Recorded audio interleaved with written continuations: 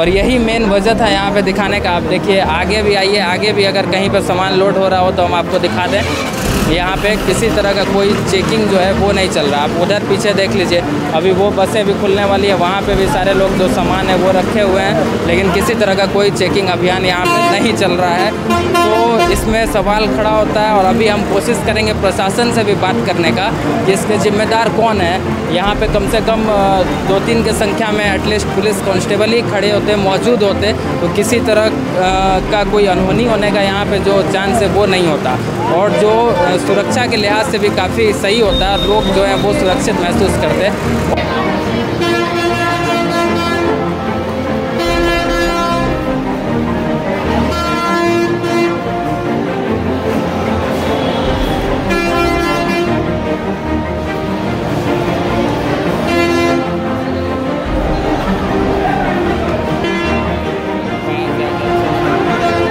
नमस्कार, आप देख रहे हैं श्रेष्ठ भारत समाचार। मैं शुभम राय और आपको बता दूं कि होली का जो त्यौहार है उसमें महज 4 दिन का वक्त अब बाकी रह चुका है और इसको लेके पूरे देश भर से जो भीड़ है वो अपने अपने जितने लोग भी बाहर कहीं काम करते हैं वो अपने अपने घरों की ओर लौटना शुरू कर दिया है। और इससे सबसे ज़्यादा जो भीड़ है वो यूपी बिहार की ओर आती है। और इस वक्त मैं वाराणसी रोडवेज़ बस स्टैंड के पास मौजूद हूँ और यहाँ पे खबर जो है रिपोर्ट दिखाने का एक जो वजह है वो सबसे महत्वपूर्ण है, वो आपको बता दूँ। क्योंकि महज कुछ दिन पहले ही वाराणसी में सुरक्षा को लेकर के सवाल खड़ा हो चुका था रोडवेज़ पे, क्योंकि जिस तरह से बाबतपुर एयरपोर्ट पे कुछ असामाजिक तत्वों के द्वारा बम से उड़ाने का धमकी दिया गया, उसके बाद जगह जगह जो सुरक्षा व्यवस्था है उसको पुख्ता करने का आदेश दिया गया प्रशासन की ओर से।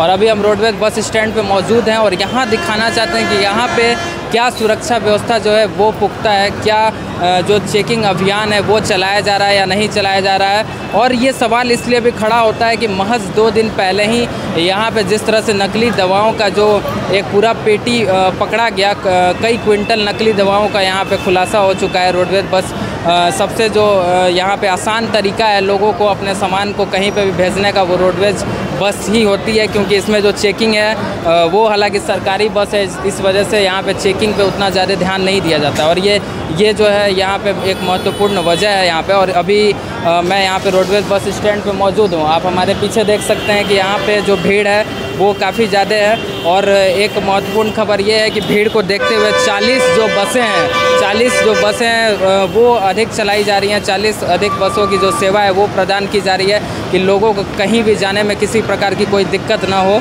और आप पीछे यहाँ पे भीड़ देख सकते हैं, लेकिन यहाँ पे हम आज देखने के लिए आए कि सुरक्षा व्यवस्था क्या है। तो यहाँ पे अभी 20 मिनट का जो वक्त है वो हो चुका है और यहाँ पे किसी तरह का जो कोई यहाँ पे पुलिस प्रशासन या कहीं पुलिस के कोई भी प्रशासन के लोग हमें यहाँ पे नज़र नहीं आए। लोग खड़े हैं यहाँ पे सामान लेकर के, लेकिन किसी तरह की कोई जो चेकिंग है वो यहाँ पे नहीं चल रही है कि कौन सा सामान जो बसों में लोड होकर के कहाँ पे जा रहा है, इसका ध्यान देने वाला यहाँ पे कोई नहीं है। और ये कहीं ना कहीं सुरक्षा व्यवस्था पे जो है वो सवाल खड़ी करती है। इधर आगे आ जाइए, आगे दिखा दें।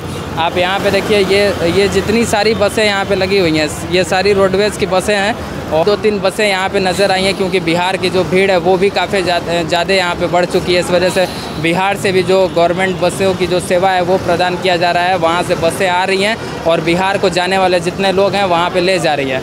हालांकि ये सब सुविधा तो ठीक है, लेकिन सुरक्षा व्यवस्था की बात करें तो सुरक्षा के लिहाज से यहाँ पे किसी भी तरह की कोई व्यवस्था अभी तक हमें दिखाई नहीं दी है। आपको दिखा दूँ, यहाँ पे आगे आइए, आगे दिखा दूँ। आप देखिए यहाँ पे कई सारे जो पेटी हैं यहाँ पे ही आप देख लीजिए, यहाँ पे जो कितने सारे सामान हैं। यहाँ पे किसी तरह का कोई सामान लोड करने से पहले किसी तरह का कोई चेकिंग नहीं हो रहा है कि इसमें क्या है, इस पेटी में क्या हो सकता है, इस बोड़े में क्या हो सकता है। और इसी का फ़ायदा कहीं ना कहीं जो असामाजिक तत्व के लोग हैं वो उठाते हैं और इससे जो आम जन है उनके सुरक्षा पे सवाल खड़ा होता है। और इस पर प्रशासन को ध्यान देना चाहिए और यही मेन वजह था यहाँ पे दिखाने का। आप देखिए आगे भी आइए, आगे भी अगर कहीं पे सामान लोड हो रहा हो तो हम आपको दिखा दें।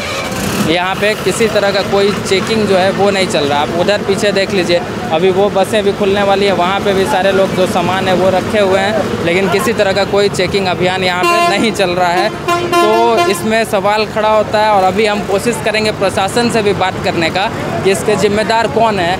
यहाँ पे कम से कम 2-3 के संख्या में एटलीस्ट पुलिस कांस्टेबल ही खड़े होते, मौजूद होते, तो किसी तरह का कोई अनहोनी होने का यहाँ पे जो चांस है वो नहीं होता।